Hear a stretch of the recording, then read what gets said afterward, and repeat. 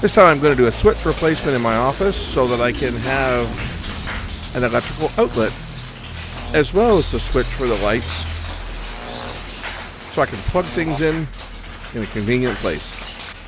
Let's check out how to do it. This is a light switch in my office, and you can see I've got a dimmer and a fluorescent light. And I thought it would be kind of cool. I saw one of these in the store once. I've actually got a couple of them in the house already that are in use. I'm going to replace the switch with one of these, which will give me an outlet here on the wall outlet here, the wall switch. It'll give me an outlet so I can still control the fluorescent bulbs and have a convenient outlet. So we're going to do that today. Now in my office I have several circuits already. I've actually got 4 circuits in here that I use for the different things, like my computers are on one circuit. Actually they're on 2 circuits, and I've got an air conditioner here which has its own dedicated circuit. But when we built the place, the electrician put in a 4th circuit. The 4th circuit is just for the overhead lights. Overhead lights in here consists of 4 LEDs, which are, I don't know, I think they're 7 watts each. There used to be 50 watt halogen bulbs in that fixture. That's why it's got the dimmer. But I swapped them out, years ago for LEDs. So there's four LEDs that take about 7 watts, and then there's 2 fixtures with 240 watt fluorescents with the silver parabolic reflector. So there's one on one side of my office and one on the other, and that is all that is on this circuit. That's all that's on that circuit.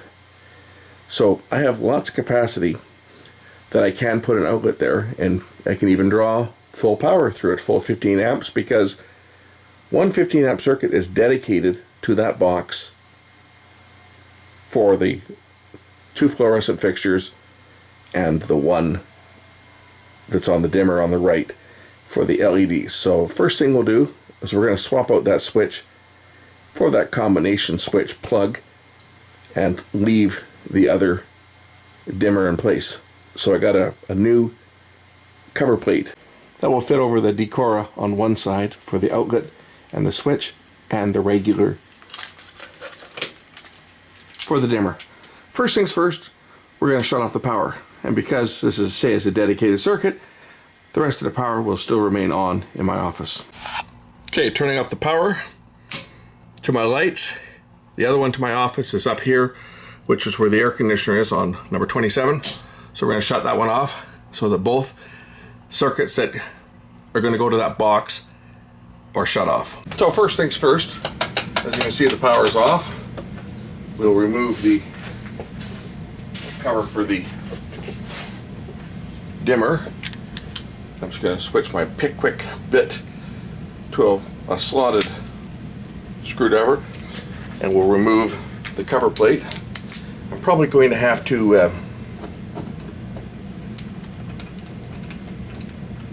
extend the neutral line. I know that there'll be a neutral in here. This will not be a dead end for sure. This will not be a dead end plug or dead end box, because we have 2 separate lights in here. So power will come into here, power in neutral, and it will then go to the 2 different light fixtures. Might look brighter on camera than it is. I don't have any lights on in here, just the light from the window. So there's what we've got.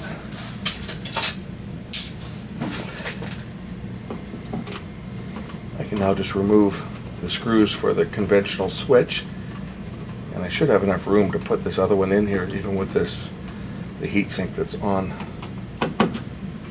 the dimmer. At one point I reversed these because the dimmer used to be on the left side and the light switch on the right, and I used to use the fluorescents as my main light.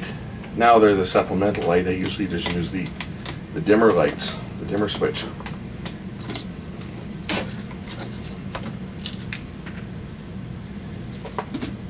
So we need to identify which is the hot wire and which is the wire going to the lights, and we do that by just pulling the wires out, and we'll see that this is going to be the hot wire here.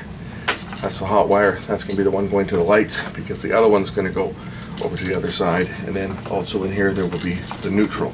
I'm going to have to put a pigtail on the neutral, as I need both the hot and the neutral obviously, to wire up a receptacle. That's the ground. Got to dig out this other one. I may have to actually remove the dimmer because it's in behind. So I'm just going to loosen off the dimmer a bit so that I can get the other moret out so that I can get my neutral.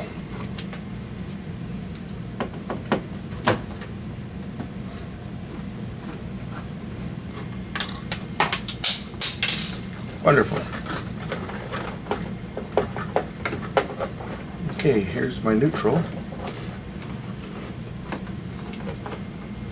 Okay, one of these is going up to the two fluorescents because they've each got their own separate wire. This is going to be the one going to the two fluorescents. This one here's got 3 wires on it because one of them is going over to the dimmer. So the neutral is back here, a little bit further back in the box. It's right down here. So the wires I'm after are this one, which is the hot, and this one, which is the neutral. Now the hot wire, this is obviously just going to go into the switch and the hot side of the plug. The switch side is going to go to this one, and I do need to add a neutral line for the neutral. So I'm going to make up a pigtail, another piece of wire that we can tie into the neutral to connect it to the neutral side of the plug. So let me go dig up a piece of wire about 6 inches long and get it prepped. Now I know that this is going to get the trolls going, but this is my neutral wire. And yes, if it looks like it was black and painted white, well, it probably was, but this is actually what came out of some old copper wire that was salvaged years ago. So it's going to have to suffice. We're going to use our electrician's pliers to open that bond and bond the new one in the bundle.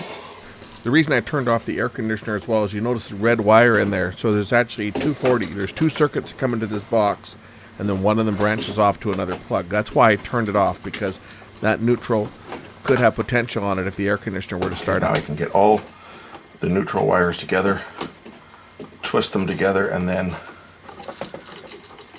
put the moret on.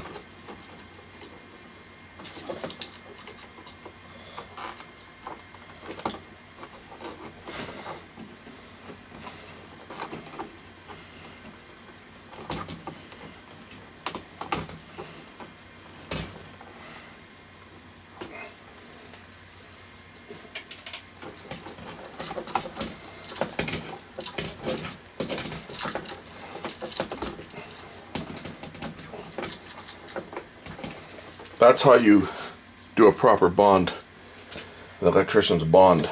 You always twist the wires together. Some people will just stick the wire in and stick the moret on and twist the moret around. That doesn't actually provide a proper bond. So the right way to do it is to twist the wires all together and then put your moret on. Okay, my old wires, as you can see, this is the hot wire, as this one's also feeding this other dimmer. So this is the hot, and this is the wire that's going up to the lights. So we'll remove the hot wire. The hot wire goes to one of the black over here. Doesn't matter which one, because the two of them are bonded together. That'll provide hot to the plug as well as to the input side of the switch. There's a little breakaway tab here that you can break away if you need to run the lights off of a separate circuit.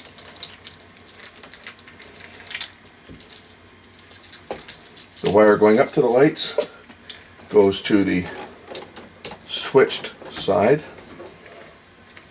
One thing I've learned over the years is that most electricians are lazy bastards. So as you can see, I put a ground wire around here to make sure my outlet is properly grounded. But one thing you'll learn about electricians is that most of them are lazy. They don't like doing any more work than they have to. So always make sure that when you're working in a box that there is only one live circuit. I was looking at the number of neutral wires here and they didn't add up. There was one extra wire.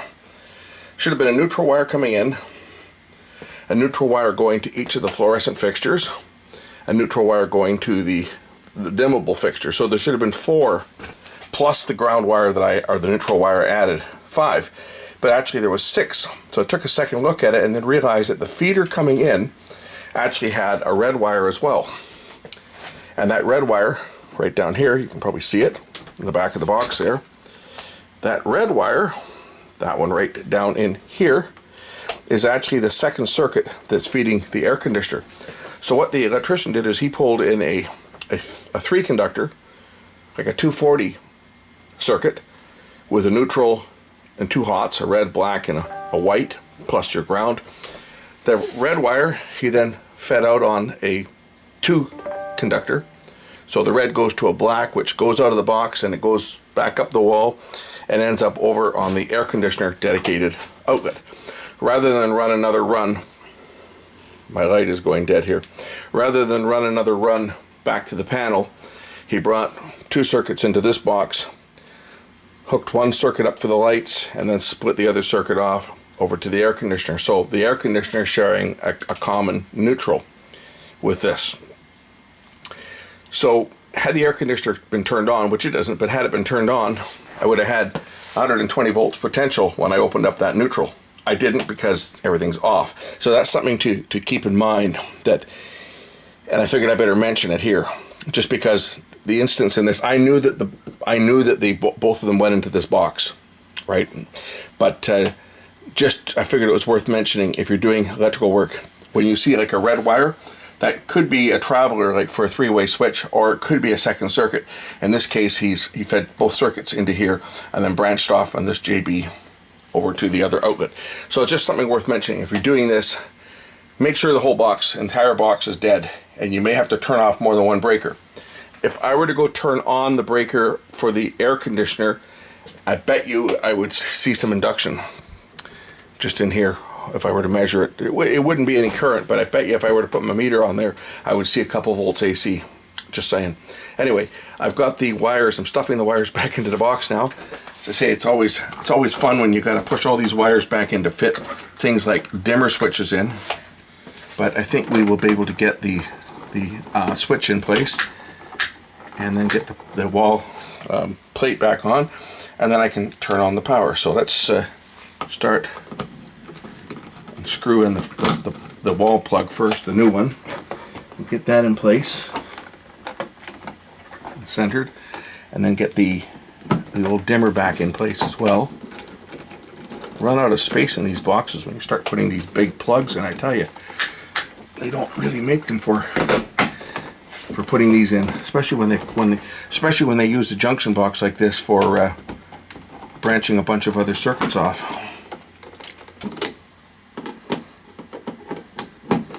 I'm kind of using the plug to push the wires back into the box because there's not a lot of room. There's room, it's just that it's very tight because there's a lot of wires in here. Okay, and that one will fit just like that. It's just going to fit. Sometimes we have to break off the this tab here just because I'm kind of curious. I'm kind of nervous that sometimes these tabs can actually touch if they're too close. So what I'm going to do is I'm going to break these tabs off on the side of that dimmer switch. That's why they're there, so that if you need to, you can break them off.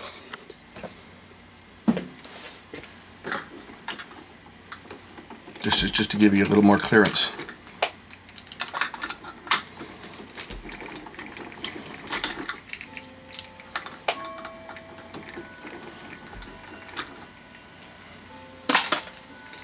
They designed them that way. So now I've got more clearance. I don't have to worry about the edge of the tab touching up against the hot, because this is the hot side on the switch.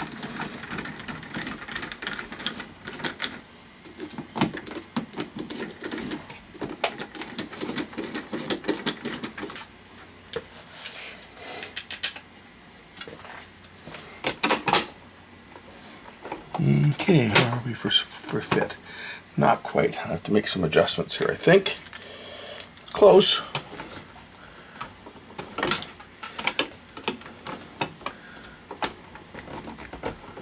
Looks like I gotta bring my dimmer switch over just a little bit. It's a little bit over too far.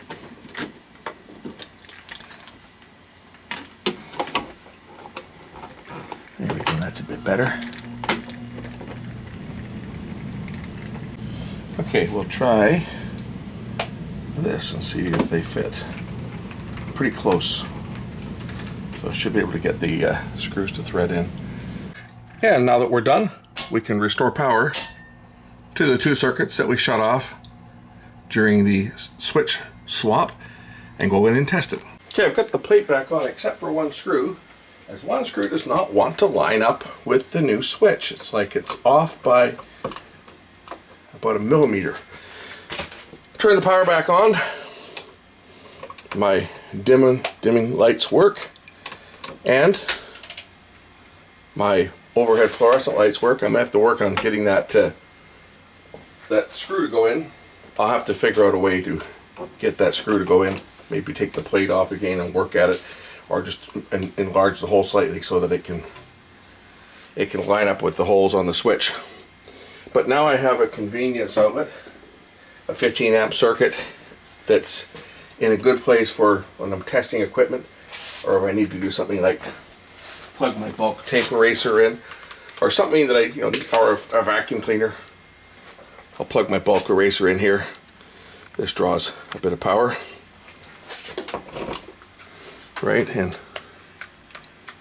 that's that draws what, about 8.5 amps. So now I got an outlet, a convenience outlet that's up on the wall, right where I need it for plugging things in temporarily, because all the other outlets are down, of course, at 1.5 feet off the ground, 18 inches off the ground, but they're all in use, pretty much, and most of them are in behind my desk. So getting an outlet on the wall in here has been a challenge. There's basically one that's accessible. The rest of them are all hidden in behind my desk, and they're all in use anyway for various pieces of equipment. Most of them have power bars plugged into them as well, because I've got a lot of equipment in here, and hence the reason why there's 4 circuits in my office.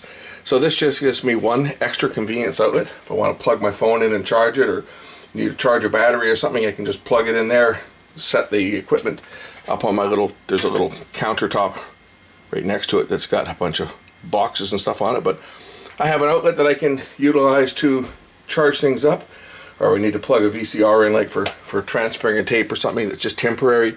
I have an outlet that's at a convenient height that I can utilize as needed. That's how you go about putting in one of these combination switches to an existing outlet, or existing switch, I should say, adding an outlet to an existing switch. The only instance where this won't work is if the switch is a dead end switch.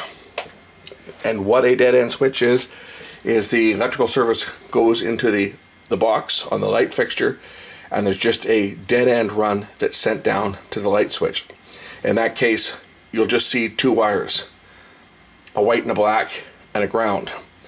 With the white side connected to one side of the switch and the black to the other, that's a dead end switch. That won't work. You need neutral for this to work. Thanks for watching.